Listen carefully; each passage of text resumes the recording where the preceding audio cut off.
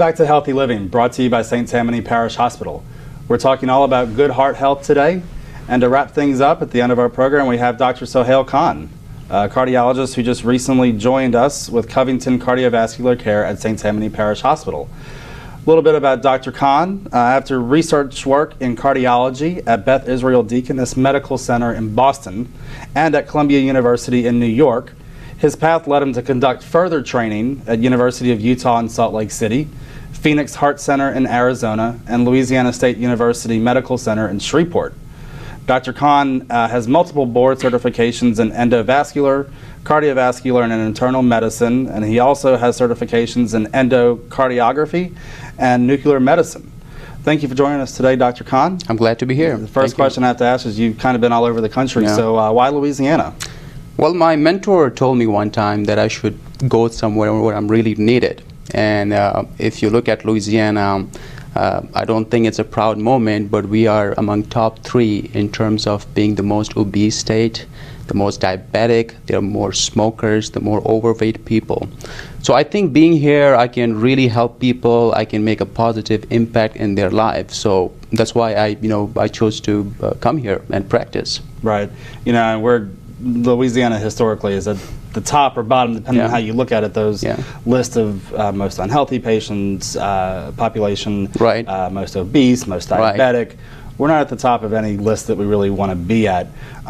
You'll be surprised that 70% of population in Louisiana are overweight, and almost half of them are obese, which, by the way, is a disease now, just like heart disease. It will kill you at some point. Yeah, we like to eat. And as you know, we don't eat very healthy down here. Well, people love football and food here, so I totally understand that, but they need to take care of their heart. Right. And Jan and Michael were talking a lot about heart attacks and kind of living a healthier lifestyle.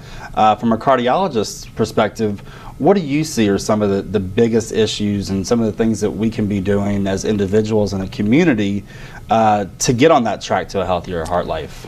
Well, Christian, there is never been a point in human history where people are living in their 80s and 90s. A few hundred years ago, being 80 years old was like a big achievement. Very rarely you will see people, but nowadays by making a few healthy choices in your life, few smart choices in your life, you can well live beyond 80s and 90s and be more productive and have good quality of life. All we have to do is to make certain habits in our life and stick with them. So it's pretty possible. And what I tell my patients, there are you see these there are 10 diet books coming every month. There are self-proclaimed exercise gurus. But I think we need to be honest with ourselves and ask ourselves. And again, there are very few rules that you have to follow, 4 to 5. So number 1 on my list is to attain a normal weight and maintain that normal weight. Now, it is easy. Again, it is a choice. Nobody can forcefully feed us. Nobody can eat for us. It's all about calories in, calories out. So if we are eating less and exercising more and burning more calories, we are going to lose weight, and this is very important. Now, the second habit is to eat a healthy and balanced diet. So it's not only about eating less, but about having a good choice in terms of diet. As the previous speakers talked about, we need to eat more vegetables and lean meat and yogurt, fiber, and fibers. And again, also about the timing of diet, we need to eat breakfast. Men who skip breakfast, they have a higher rate of heart attack compared to those who don't eat breakfast, and avoid late night eatings. And also we need to avoid 3 poisons in our diet, like for example white poison. I call them white poisons. Like salt, it will increase your blood pressure. Sugar, any sugar-based products like candies and all, and desserts, and then flour, pastas, and all that. So so I think we need to avoid those. And then the third most important thing is exercise.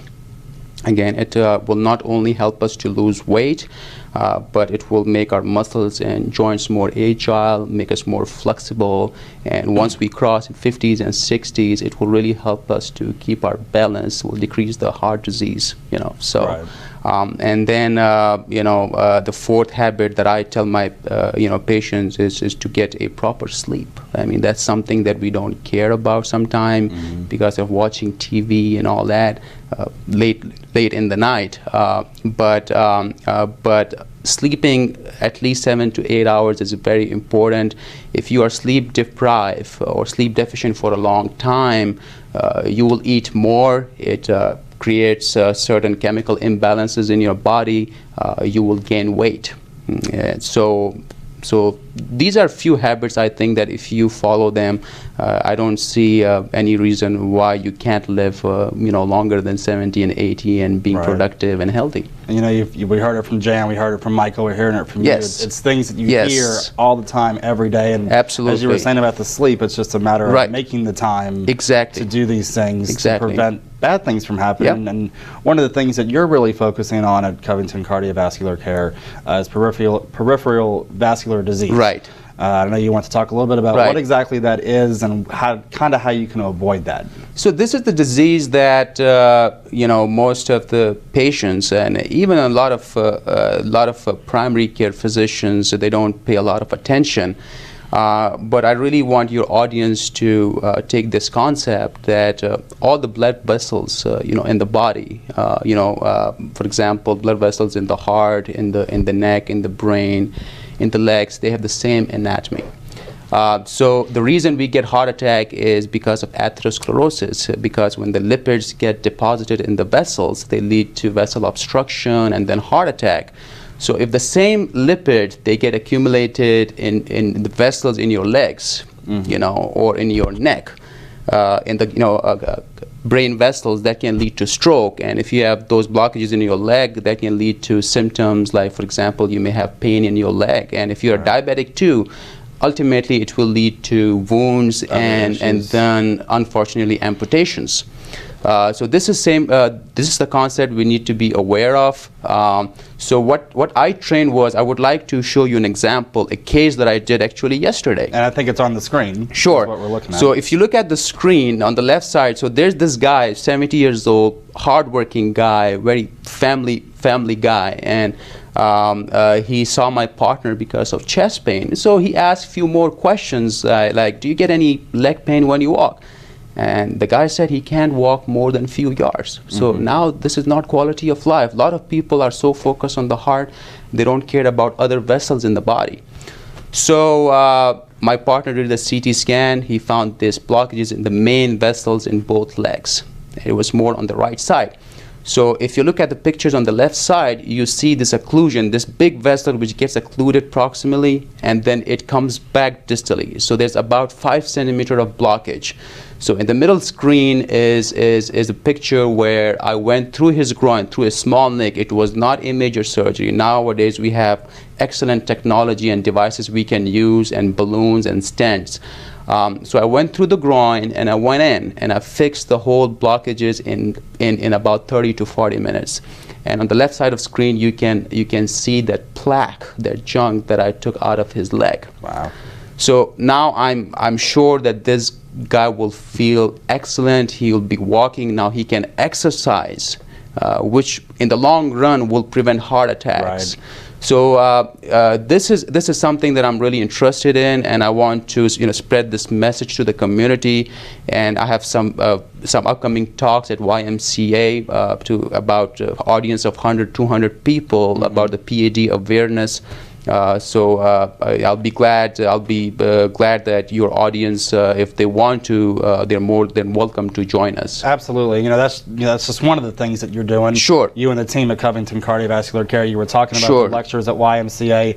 We're always out in the community doing stuff. People Absolutely. can find that stuff out. Find out about events, whether it's on Facebook, social media, Twitter. We post those things on our website, on our calendar. Right. So we're very glad you could join us today. Sure. We're glad to have you at Covington Cardiovascular. Thank you so much. At St. Tammany. And that's all the time we have for today, but thank you for joining us.